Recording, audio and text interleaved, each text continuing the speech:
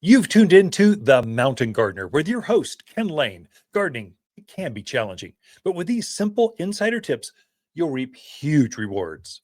Now, let's tune into today's Mountain Gardener with Ken and Lisa. And we are back at The Mountain Gardener, your host, Ken Lain, and my wife of a couple of years, still madly in love.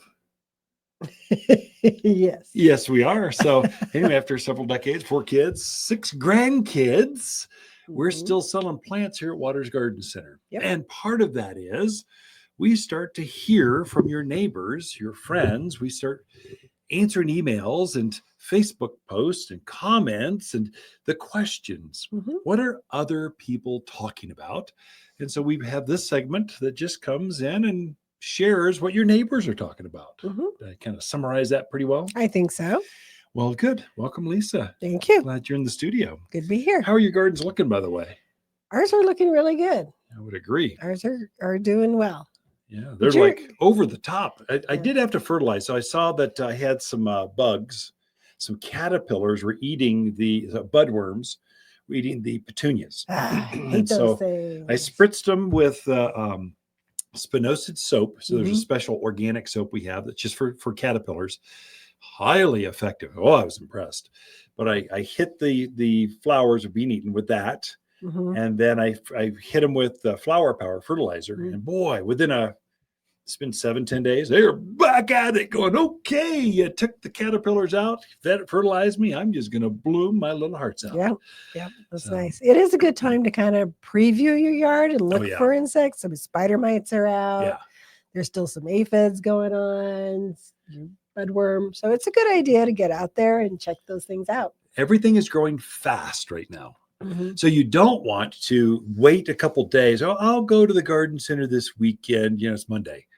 Well, by the time it's this weekend, your caterpillars might eat all of your tomato plant. They might take all of your flowers. So either have it ready on the shelf. So that's what we do. We just have it sitting there. We know we're going to get caterpillars. We know we're going to get mildew. We just know we're going to see spider mites. It's just part of the game in the mountains of Arizona. It's part of gardening. It's outdoor living. Nature. And so when I see that, I go, oh, I got this soap, zip, zip, zip, fertilize it, and away we go. But don't wait a week or two, or you might have to come in and replace the entire plant, which I don't mind that. But for my friends, the listeners, we want you to be successful and just have it waiting to go and be ready and just watch things bloom. I had a gal yesterday that had a butterfly bush that was just coated in spider mite. Oh no. You can tell because it has like this glove thing that shrinks around it. I was like, oh my. So we decided, just what you said, we're going to toss that one and start fresh. Yeah. Sometimes it can be easier that way or just almost less expensive because you're spritzing every day for like a week. I don't know. Sometimes it's easier to start over. I had the same thing with a customer. They had a native juniper, a big one. I mean, a big alligator juniper. And it had the same thing. Spider mites were so bad, it was just coating this white film. Yeah, it was like a spidery webby thing. Yeah. And you can't start over there. So I said, okay, here's what we do. Here's a hose and sprayer. Here's the thing. I'll preset it for you. Just put this on the end of the hose, fill this up and spray it. Hit it like once a week until all that is gone.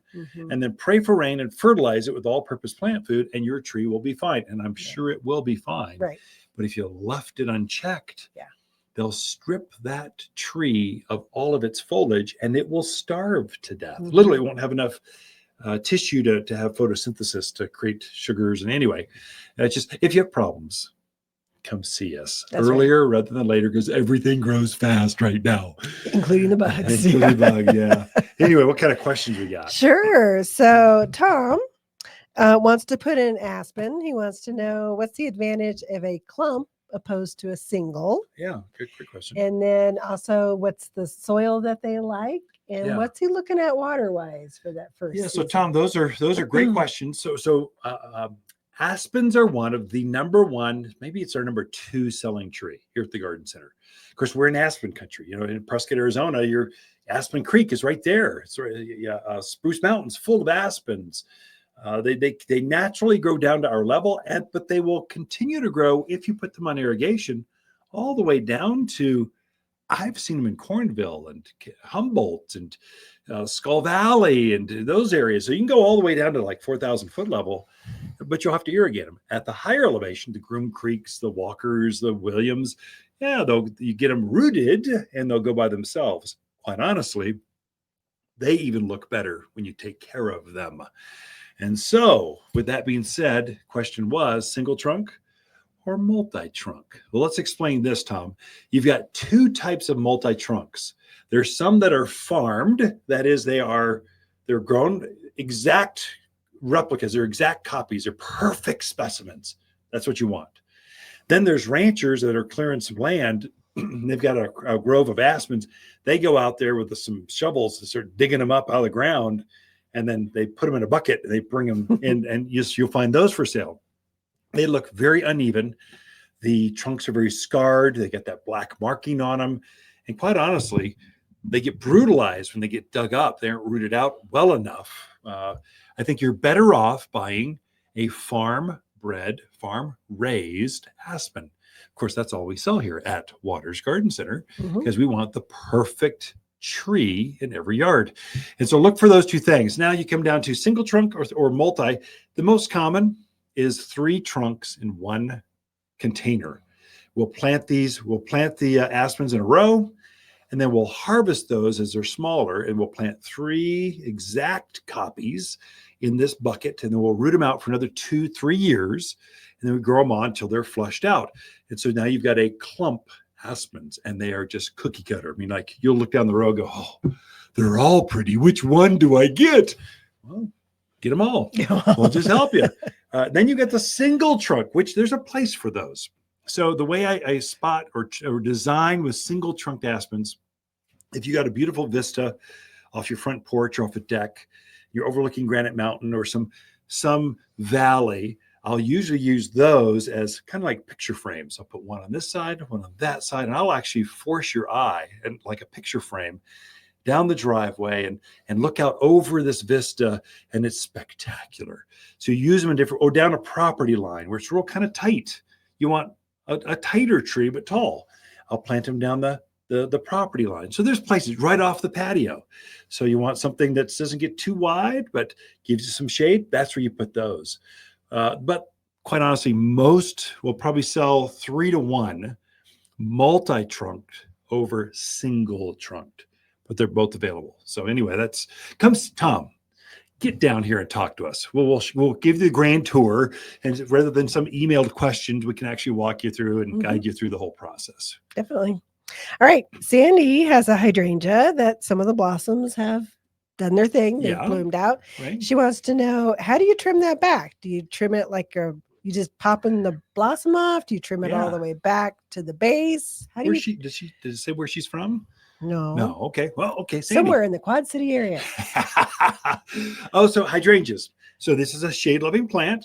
So you've had it on the back patio, the north side, under the canopy of trees, and they have been in bloom for, 2 months. It's been amazing. And so when that big pom-pommed flower starts to fade, you can cut that back just below the flower, where the foliage is about to start to come up. So don't go crazy. Don't go right back to the base. Just take the flower off, cut it off, and then fertilize it with Flower Power. It's a water-soluble food that we make here. Flower Power that, and it will start to form another flower. Hydrangeas do benefit from deadheading or pinching the spent flowers off.